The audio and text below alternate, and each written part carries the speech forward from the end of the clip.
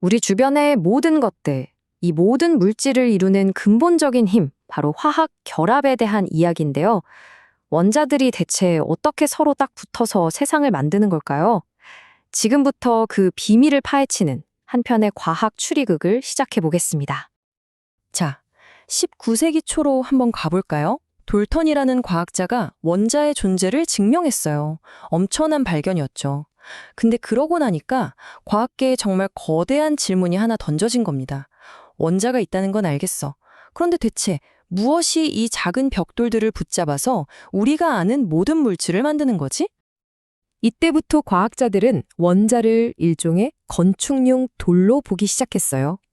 그리고 화학은 그 돌로 아주 정교한 구조물을 만드는 건축술이 된 거죠. C.W. 블룸스트란드의 말처럼요. 원자들이 공간에서 어떻게 배열되는지 그 설계도를 알아내는 게 화학의 가장 중요한 임무가 된 겁니다. 좋습니다. 그럼 이 과학 추리를 첫 번째 용의선상에 오른 이론부터 한번 따라가 볼까요? 화학 결합에 대한 최초의 아주 유력했던 아이디어는 과연 뭐였을까요? 스웨덴의 화학자 베르셀리우스가 내놓은 아이디어인데요. 아주 간단하면서도 강력했습니다. 마치 자석에 N극과 S극처럼 플러스 전기를 띤 원자랑 마이너스 전기를 띤 원자가 서로를 끌어당긴다는 거였죠. 어때요? 되게 직관적이죠? 실제로 이 이론은 소금 같은 무기물에서는 거의 완벽하게 들어맞았어요. 그런데 치명적인 허점이 있었습니다. 바로 수소 분자였죠. 아니, 똑같이 생긴 수소 원자 두 개가 어떻게 서로 결합할 수 있을까요? 둘 다 전기적으로 중성일 텐데 어떻게 하나는 플러스가 되고 다른 하나는 마이너스가 될 수 있다는 걸까요? 말이 안 되잖아요. 문제는 여기서 끝이 아니었습니다.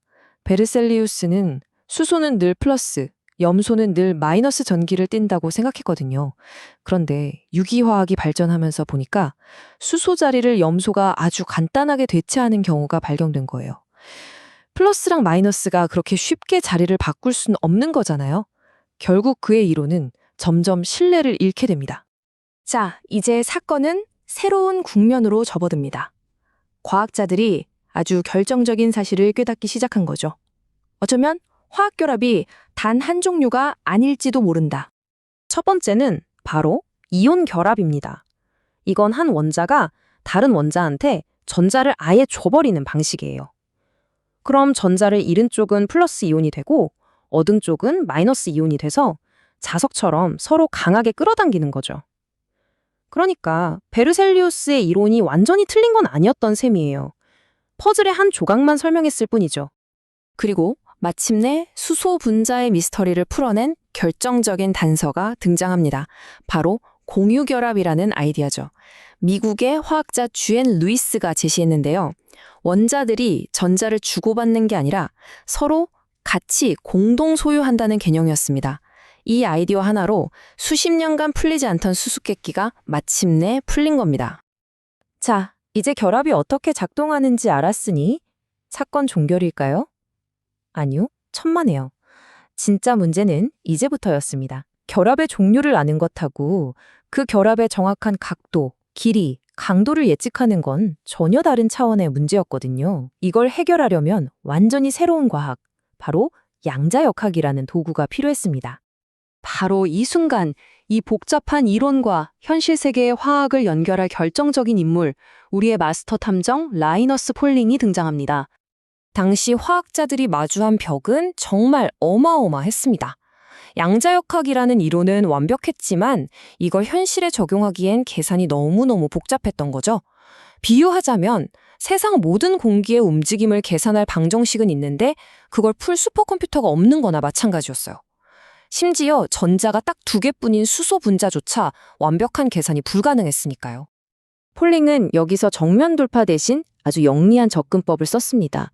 완벽한 계산은 포기하고 대신 이만하면 충분히 좋은 근사적인 계산법을 만든 거예요. 그리고 이 방법이 이미 X선 촬영으로 구조가 밝혀진 분자들한테 잘 들어맞는지 검증을 했죠. 그리고 마침내 이렇게 검증된 이론을 가지고 아직 아무도 모르는 새로운 분자의 구조를 예측해낸 겁니다. 정말 천재적이죠? 이게 바로 헵심입니다.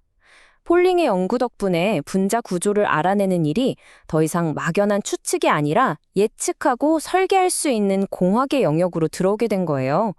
화학자들은 비로소 진정한 분자의 건축가가 될 도구를 손에 넣게 된 거죠. 자, 이제 폴링은 이 강력한 도구 상자를 가지고 인류 역사상 가장 복잡하고 중요한 퍼즐에 도전합니다. 바로 우리 자신, 생명의 분자들입니다. 이제 폴링은 궁극의 질문을 던집니다. 내가 만든 이 도구로 과연 생명의 가장 근본적인 설계도라고 할 수 있는 단백질의 구조까지 풀어낼 수 있을까? 그가 마주한 상대는 정말 거대했습니다. 예를 들어 우리 피 속에 있는 단백질, 헤모글로빈 한 분자에는요, 원자가 무려 8,000개가 넘게 들어있었거든요. 이 거대한 미로를 당시 기술으로 직접 들여다본다는 건 거의 불가능에 가까웠습니다. 그래서 폴링은 다시 한번 영리한 전략을 씁니다. 거대한 건물 전체를 한 번에 파악할 수 없다면 건물을 짓는 데 쓰인 벽돌과 기둥을 먼저 연구하면 되잖아요? 그는 단백질의 기본 부품인 아미노산의 구조부터 차근차근 분석하기 시작했습니다. 폴링은 이 작은 조각들의 정확한 모양, 크기, 그리고 서로 연결되는 각도를 알아냈어요. 그리고 이 정보들을 바탕으로 이 조각들이 모여서 만들 수 있는 가장 안정적이고 논리적인 거대 구조가 뭘까? 이걸 예측해낸 거죠. 그가 예측해낸 구조는 바로 알파 나선이었습니다. 단백질 사슬이 마치 우아한 나선형 계단처럼 꼬여 올라가는 이 아름다운 구조. 이건 생화학의 역사를 통째로 바꾼 위대한 발견이었습니다. 이 발견이 얼마나 대단했는지는 1954년 노벨위원회의 평가가 모든 걸 말해줍니다. 폴링은 단백질이라는 거대한 미스터리를 푸는 결정적인 열쇠를 찾아낸 겁니다. 그렇다면 화학 결합을 이해하고 분자의 구조를 안다는 것. 이게 우리한테 궁극적으로 어떤 의미를 가질까요? 분자의 구조를 안다는 건요, 사실상 그 물질의 모든 비밀을 아는 것과 같아요. 얼마나 단단할지, 언제 녹을지, 어떤 화학 반응을 일으킬지 전부 예측할 수 있게 되죠. 이건 단순히 물질을 이해하는 걸 넘어서 우리가 원하는 대로 물질을 제어할 힘을 갖게 된다는 뜻입니다. 라이너스 폴링은 우리에게 원자라는 재료를 다루는 궁극의 설계도를 남겼습니다. 이 설계도를 손에 쥔 우리는 앞으로 또 어떤 놀라운 분자 구조물들을 창조하게 될까요? 그 무한한 가능성을 한번 함께 상상해 보시죠.